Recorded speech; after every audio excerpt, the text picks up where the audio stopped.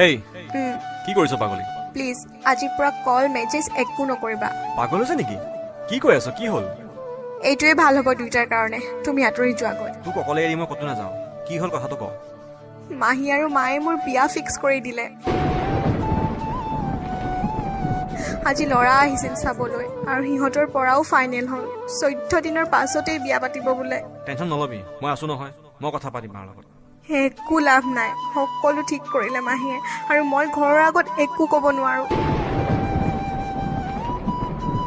কিমান সপোন দেখিছিলো, তই চব বৰবাদ কৰি দিলি।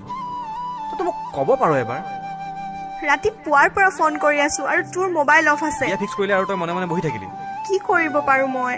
চা শুন, 3 বছৰ হ'ল আমাৰ ৰিলেশ্যন আৰু তই 1 মিনিটত ভাঙিব বিচাৰিছ। যদি মোক ভাল পোৱা নাছিলি কিয় কৈ দিয়া নাছিলি আগতে? মিছা ভাল পোৱা কিয় কৰিলি মোৰ লগত? মইতো বহুত ভাল পাওঁ। মোৰ বিয়া হ'ব মন নাই যদিও বিয়াত বহিব লাগে। মই মৰি থাকিম। এইবোৰ ফাল্টু কথা কিয় মন আনিছ? চব ঠিক হ'ব, অলপ ধৈৰ্য ধৰ। কি ধৈৰ্য ধৰিম সকলো হৈ যোৱাৰ পাছত? এনেকৈ নকবি, পাগল হৈ যাম। তই মোক লৈ যাহি, তাৰ লগত মই বিয়াত নবহো। চা মই তোক কৈছো, তই মোক আৰু 3 বছৰ টাইম দে। এতিয়া 23 হৈছে আৰু তই MSc কৰিম কৈছ, কৰি ল।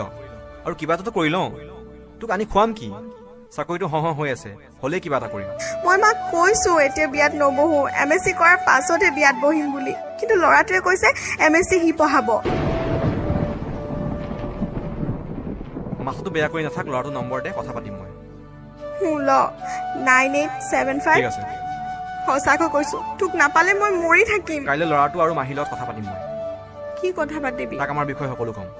ক'ত থাকে? আমাৰ লখিমপুৰতে থাকে, ঘৰ গহপুৰত। কি কৰে?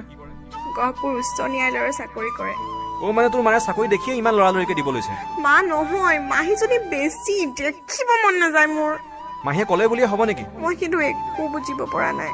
মই আছো নহয়, চব ঠিক হ'ব। টোপনি ধৰিছে, শুই থাকো আৰু ৰাতিপুৱা লগ কৰিম। I love you, baby. Love you too. Good night, baby. জীৱন এখনি মায়াময় জীৱনী মৰম মায়াৰে এটি কাহিনী। মাকৰ লগত কথা পাতিলোঁ, মাহীয়েকৰ লগতো কথা পাতিলোঁ, কিন্তু একো নহ'ল। একো এটা কৰিবও নোৱাৰিলোঁ। লৈয়ে আনিলোঁ হয়, কিন্তু ইমান কম বয়সত কি হ'ব? মোৰ ঘৰত একচেপ্ট নকৰে।